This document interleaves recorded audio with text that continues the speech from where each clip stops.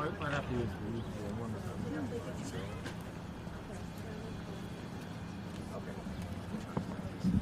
Sure.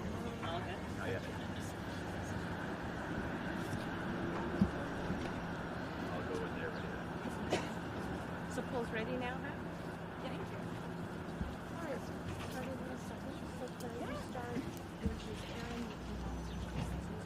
Yep.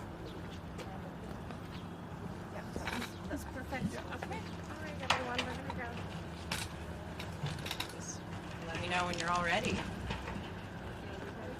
Absolutely. Great, thank you so much. Welcome. My name is Claire Haxel. I'm the NDP candidate for Toronto Danforth. And I want to acknowledge that we're meeting today on the traditional territories of the Mississauga of the Credit, the Haudenosaunee, the Wendat, the Chippewa, and that Toronto is home to many First Nations, Inuit, and Métis people. We're meeting to talk about something very serious. This is an issue that I have heard at the door for years. And it is the issue of rising rent and the very real threat, present threat, of rent evictions. And that's why I am so honored today to introduce Erin, because she's going to tell us her story of what it was like to live in a building purchased by Brookfield, the very company that Mark Carney was chair of. Ooh. Ooh. Erin? Thank you, Claire. My name's Erin Philby, and I'm here speaking about my experience as a renter. I have lived in my home for 18 years. I have raised my son there, and I have made a life there. And last year things got more difficult when Brookfield bought our building. It got more difficult for me, it got more difficult for my neighbours, and really everybody who lives in the building. Brookfield has been less responsive when we have had issues. It takes much longer for them to get sorted, and that means that things that are seemingly small problems and an easy fix become bigger problems. It's like they don't care about us. In the first week that the first month that Brookfield took over our property, I had rent pulled from my bank account twice, and I instantly called them to get it sorted, but it took a while for the money to go back into my account, and that meant that my other bills bounced because I live on a tight budget. They have come after an older neighbor of mine who they say owes them money from a rent increase that happened in the pandemic, which shouldn't have happened and still shouldn't happen. They're still trying to come after him for money that they say he owes. Another issue is safety. It's a huge concern of mine as a single parent. I feel like with everything else that's going on, we should be able to feel safe in our homes. I have had not one but 2 bicycles stolen from inside of our building bicycle locker, and when I asked for the security footage, they weren't able to provide it, which makes me think that maybe our cameras aren't even working. Right now we have one elevator in our 18-story building. It's been like that for weeks, and there's no end in sight. And it really feels that Brookfield doesn't care about our community. They don't care about my neighbors. They don't care about making the building a great place to live, maintaining it in a decent way. It feels like what they care about is squeezing as much money out of us as possible. I have rent control, but lots of people aren't as lucky. Neighbors who have moved in recently are paying double what I pay for the same apartment size. And it's not okay. It's not fair when everybody's struggling. I think for us, for our neighbors, there is a very real fear that we'll be evicted, so that Brookfield can tear down our building, our home, and put 3 more towers in its space. And there is this feeling for me and for my neighbors of being powerless. We're regular humans, regular people trying to get by, and our landlords are these huge multi-million-dollar corporations, and it feels like we can't do anything about what they. It feels like they can do what they want, and we can't stop them, and that powerlessness is hard. For me and my neighbors and my community, our building is home.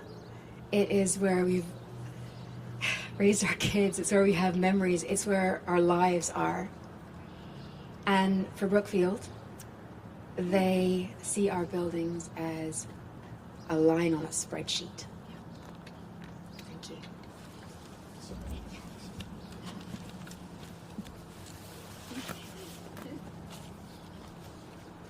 Thank you for sharing that story, Erin. It's really hard to hear. And that is why I am so pleased to be introducing leader of the NDP and a fighter for everyday people and for housing across this country, Jagmeet Singh.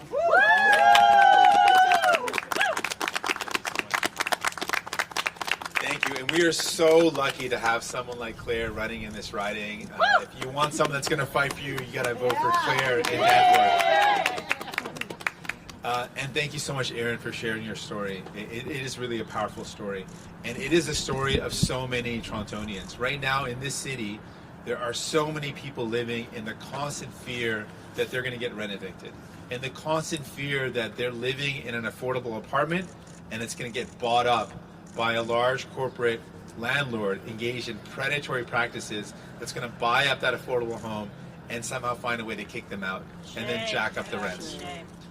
This is a reality in our country. It's happening more and more. We're seeing more corporate landlords engaged in the predatory practice of finding affordable homes, targeting hardworking people like Erin, who's working hard, taking care of her son, trying to build a good life, going after them to find a way to make even more profits, to gouge them, to exploit them, and it is wrong.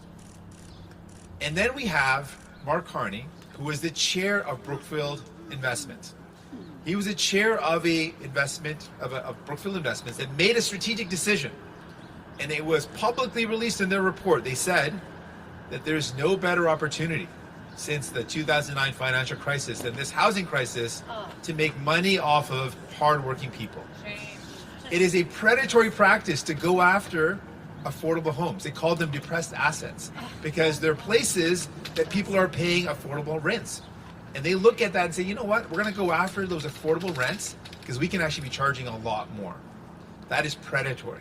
Now, they could build a new apartment, they could build new homes, but no, they're finding affordable rental and they're going, we're going to find these affordable places and then buy them up and jack up the rents. And now Mark Carney wants you to believe that even though he was the chair as recently as a couple months ago of this large investment corporation, that just a couple months ago he had approved this decision to target hardworking people, to exploit them, to engage in these predatory practices, and now he wants you to believe that as Prime Minister he's going to fix this problem. No. That is just simply unbelievable. We can't believe that. Those aren't his priorities. He's not in it for you. He's in it for the company that he worked for, that he spent so much time working for and making lots of profit for, and approving the decision to use this predatory practice of finding affordable rentals to jack up those rents and make more money. That's what he's in it for. He's not in it for you. He's not going to fix the problems that Torontonians are up against. And Pierre Poilievre has made it very clear that he wants to let the market, let people be at the whims of the market. And we know how that works out.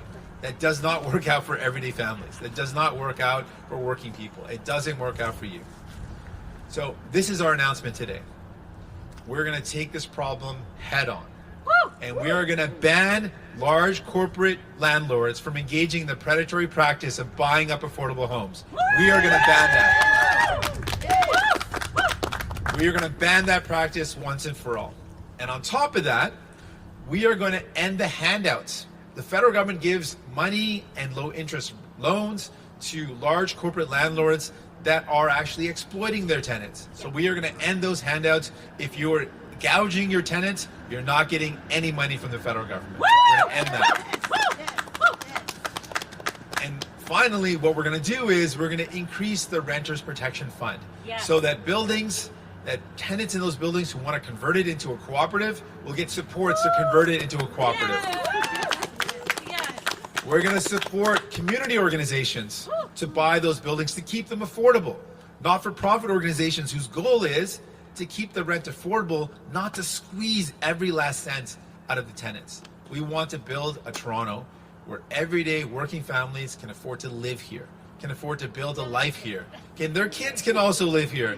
That's what we want, and that's what we're committed to today. And one more thing, if I can just close with this last point.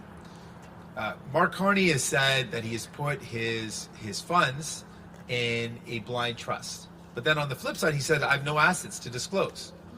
How do we know he's not still invested in Brookfield Investments? How do we know that he's not still making money off of their predatory practices? Every other leader that's running for Prime Minister has to disclose their assets and let people know, here are my interests. The fact that Mark Carney, who just a couple months ago was the chair of Brookfield Investments, a big corporation that was involved in predatory practices, going after hardworking people, doesn't let you know what's actually going on with his interests, should raise some questions. And it really is questionable when he says, on one hand, I've got nothing to disclose, and on the other hand, he says, I put everything into a blind trust. Well, regular folks don't need to put their money into a blind trust unless they have some significant interest. So I think he needs to explain what that's all about.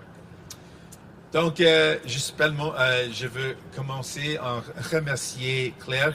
Je pense qu'on est tellement heureux d'avoir un candidat comme Claire dans ce comté. Et si vous voulez quelqu'un qui va se battre pour vous, ça c'est Claire dans ce comté de Danforth. Et encore, je veux remercier Erin pour partager son histoire. Son histoire, c'est une histoire puissante et c'est une histoire qui parle aux plusieurs personnes parce que c'est la réalité de plusieurs personnes. La réalité, c'est ici à Toronto et dans plusieurs villes, on a les gens qui vivent en peur que leur logement, que leur appartement va être vendu et ils vont être jetés dehors et ils vont être victimes de rénovations. Ouais. Parce que ça, c'est quelque chose qui se passe souvent. Donc, et on sait aussi qu'il y a des entreprises qui engagent dans les pratiques d'exploiter les gens. Ils trouvent du logement abordable. Ils pensent qu'on peut faire un grand profit si on achète cet immeuble et puis augmenter le loyer. Je pense que c'est des mauvaises choses à faire. Mais ce qui est pire encore, c'est le fait que Mark Carney était le président d'une entreprise Brookfield Investments qui a décidé, comme une décision stratégique, d'acheter du logement abordable pour faire des profits. Et ils ont ciblé les gens comme Erin. Ils ont ciblé messieurs, mesdames, tout le monde qui travaillent fort et ils ont pensé qu'on peut faire plus de profit sur leur dos. Et maintenant, cette même personne se présente comme Premier ministre et il dit qu'il va régler le problème. Malgré le fait qu'il a contribué à le problème. Donc, je ne crois pas qu'il peut régler les choses. Quand il a déjà nous a montré, il est du bord des ultra-riches, il est du bord des géants immobiliers. Il n'est pas là pour vous. Et Pierre Poilievre veut laisser faire les marchés et on sait que les marchés n'aident pas, monsieur, madame, tout le monde. Les marchés enrichissent les riches investisseurs. Donc aujourd'hui, mon annonce, c'est on va tenir debout pour les gens et régler ce problème. Notre proposition, c'est on va arrêter les géants immobiliers d'acheter du logement abordable. On va l'arrêter. Deuxièmement, on va arrêter les cadeaux que le gouvernement libéral et le gouvernement fédéral donnent aux géants immobiliers. Et si vous exploitez les locataires, on va annuler, arrêter aucun cadeau aux ces entreprises. Et finalement, on veut augmenter le fonds pour protéger les locataires et aider les gens qui veulent créer des coopératives. On veut aider les organismes communautaires qui veulent acheter les immeubles pour les garder abordables. On peut faire face à cette crise, mais ça prend quelqu'un qui est de votre bord. On est de votre bord. On va toujours appuyer les gens, pas les géants immobiliers. Donc, si vous voulez quelqu'un qui va se battre contre la crise climat, avec la crise du logement, quelqu'un qui va arrêter les grandes entreprises de vous exploiter, ça c'est nous, l'NPD. Merci beaucoup. Thanks so much. Thank you. Merci beaucoup. On va Et dernière chose, comme j'ai ajouté en anglais, je veux ajouter en français. Mark Carney a dit que il a dit qu'il n'a pas beaucoup, il n'a pas d'argent, il a seulement d'argent et de propriété, mais il a aussi un blind trust. Pourquoi il a des blind trusts s'il a seulement d'argent et de propriété? Tous les autres candidats pour le Premier ministre ont suivi les règles et on montre nos intérêts. Le fait qu'il ne montre pas ses intérêts, c'est un problème. Peut-être qu'il a toujours des intérêts dans Brookfield Investments. Ça veut dire il s'enrichit quand il continue d'exploiter les gens. Donc les gens méritent de savoir c'est quoi ses intérêts. Merci. Ready for any questions? Merci beaucoup. On va passer à la période de questions. We go for the media questions. One question, one follow-up. Tell us your name and your media. Hey, good morning, Mr. Singh. David Burton from CBC Radio News. I wanted to ask you about a call that Liberal leader Mark Carney has scheduled with President Donald Trump. Carney is speaking to the president in his capacity as prime minister, according to a source who tells our colleagues at RADCAT. What does Carney need to tell the U.S. president in that call? That we will never be the 51st state. We will always be a free country, an independent country, first and foremost. And then when it comes to this call, I want Canada to win. I want this call to be successful. Like I said before, there are many things I'm going to attack Mark Carney on when it comes to domestic policy. But when it comes to our fight against Donald Trump, we all need to be united in fighting back against Donald Trump and protecting our country and protecting jobs. We need to get the tariffs removed. They're illegal, unwarranted, unjustified. There's simply no reason for them. So I think it should be about removing the tariffs, fighting back for Canadians, and making it very clear that we are an independent and free country and will remain so.